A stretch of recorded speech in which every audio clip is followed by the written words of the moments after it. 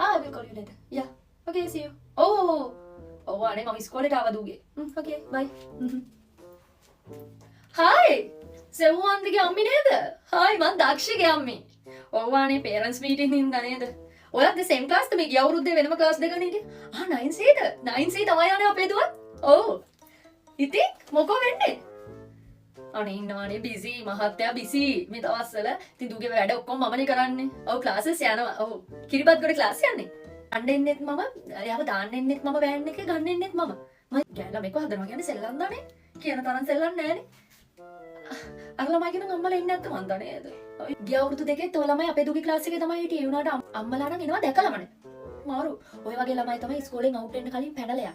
ඊට පස්සේ ළමයි අරවයි මේවයි. ඉතින් අම්මලාගේ වැරද්ද.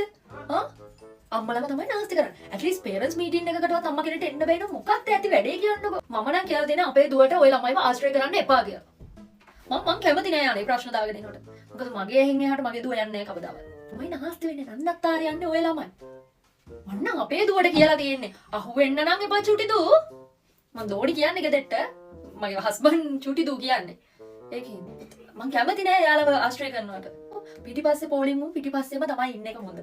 ඕ මම නම් අපේ කෙනාට කියලා තියෙන්නේ ඉස්සරහම ඉඳන් ඉගෙන ගන්න කියලා. කොහෙන් යන්ති කියලා කවුදනේ දන්නේ? අම්මෝ කියද්දි තැඟ හිරි වැටලා යනවානේ. තව ටිකක් වෙලා යයි දන්නේ නැහැ නේ. මම මිස් ඇවිල්ලා. මම මිස් එක චුට්ටක් කතා කරලා ඉන්න excuse me. මං ගිහලා කතා කරලා